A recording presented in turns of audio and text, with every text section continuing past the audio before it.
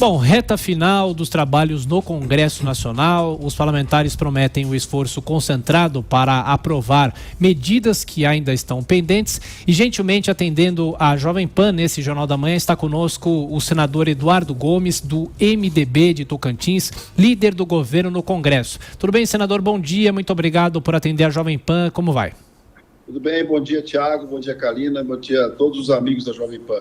É um prazer falar com vocês. Nós é que agradecemos. Senador, em relação à mini-reforma eleitoral, amanhã os parlamentares devem se reunir. O que pode ser alterado já pensando nas eleições de 2020? Esse é um ponto que o Congresso ainda precisa se debruçar, não é?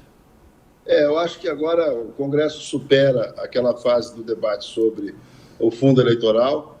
Ele tem uma estimativa restrita aí ao valor um pouco maior do que na eleição de 2018.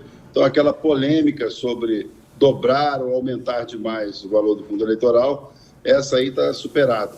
Mas ainda há um debate muito forte sobre a questão de multas eleitorais e da volta da propaganda de TV, né, no período não eleitoral. Então, isso está sendo discutido, deve ser fruto aí de um acordo de procedimento entre as lideranças.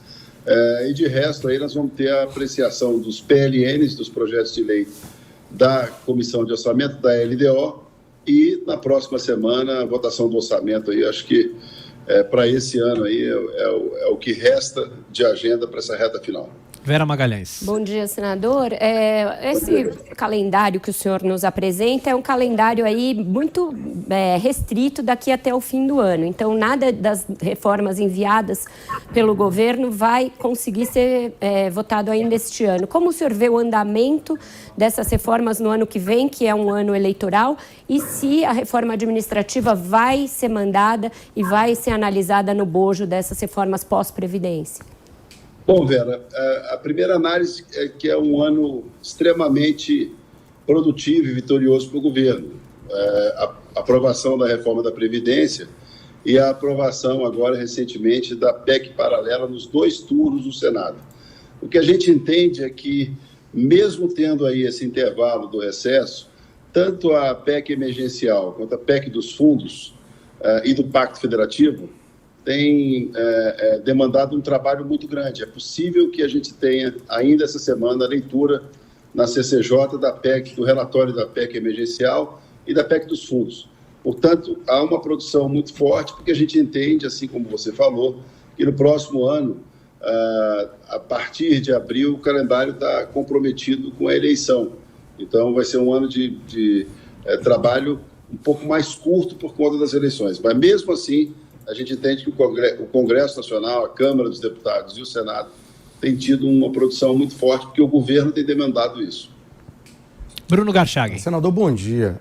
Esse ano mesmo o ano nem acabou ainda, mas comparados a outros congressos, esse congresso teve realmente uma carga de trabalho e respondeu muito bem a várias coisas, a várias votações, inclusive importantes, como a reforma da Previdência. O tempo da política é um tempo diferente daquele, enfim, da iniciativa privada, isso depende de negociações, regimento, votação, etc. Mas o que eu queria perguntar, considerando todo esse contexto, não há nenhuma forma de, no ano que vem, esse trabalho do Congresso não ser atrapalhado pelas eleições, como tem sido a tradição na política brasileira? Não há nenhum mecanismo que possa ser usado, considerando até que a própria cultura política do brasileiro mudou? Você tem razão, Bruno. O que acontece? Eu tive também 3 mandatos de deputado federal. O que a gente nota é que agora o Congresso Nacional tem, nesse momento, uma sintonia grande com o tempo também das matérias, o tempo das ruas, da opinião pública. Então, foi assim na reforma da Previdência, tem sido assim em outros grandes temas. A gente entende que o Congresso vai mudando o seu tempo de votação e a forma de discutir, já que também o governo mudou muitas coisas. A partir da composição dos ministérios, o presidente Bolsonaro colhe do Congresso Nacional em 2019 um ano muito produtivo. Agora, é importante fazer a observação que na composição dos ministérios, pela primeira vez, e foi uma aposta muito forte desse governo, montou-se um ministério com 22 ministros, com critérios diferenciados daqueles que tinham uma vinculação muito forte com as lideranças partidárias. Portanto, a gente entende que a forma de discutir as matérias, a própria condução do presidente Rodrigo Maia, do presidente Alcolumbre, das lideranças, com relação à análise de matérias, está bem diferente. Mas eu acho que isso também está sendo aferido no dia a dia com o eleitor, com a população. Na verdade, quem ajuda muito nessa pauta mais em dia com a opinião pública é a própria população. Senador, a gente vê que tem muita polêmica em volta do novo marco do saneamento básico, que deve ser votado nos próximos dias. Queria que você falasse sobre as resistências a esse projeto. Eu acho que o marco do saneamento obedece uma lógica regional muito forte, né? O saneamento muda de acordo com as regiões do Brasil. É evidente que um marco que prevê privatizações, investimento privado, tem nas maiores metrópoles, nas regiões com maior população, um interesse maior. E a preocupação, principalmente dos parlamentares do Nordeste, é na manutenção de possibilidade de investimento através desse marco regulatório. Mas, mesmo assim, o que a gente acompanhou na semana passada é que essa votação também está bem próxima de um grande acordo. Aí a gente deve aprovar na Câmara ainda nessas 2 semanas, o que é uma surpresa para alguns, porque a gente sabe que esse tema é muito complicado, porque obedece tudo isso que é o país, né? Com realidades diferentes em cada região.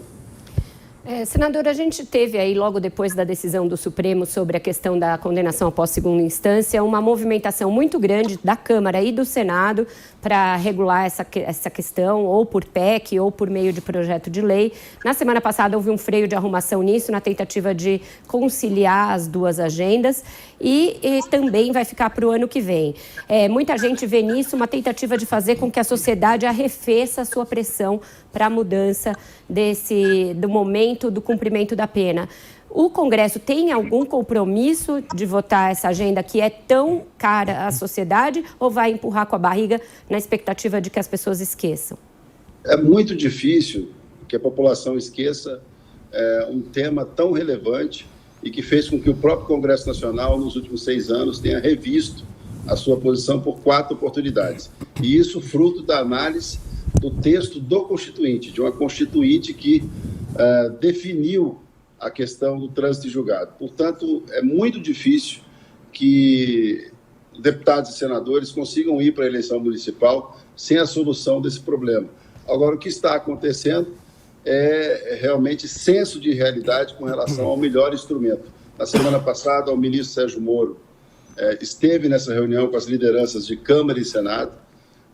Há uma opinião majoritária sobre a aprovação da PEC, e o presidente da Câmara, Rodrigo Maia, na semana passada ainda definiu o calendário para a instalação da comissão no dia de amanhã e o preparo do relatório na CCJ da Câmara para o primeiro momento de 2020. Portanto, eu acho que esse é um assunto que quem estiver pensando em enrolar vai ter problema, porque é impossível, é um assunto que é muito popular, tá? Todo mundo está comentando isso.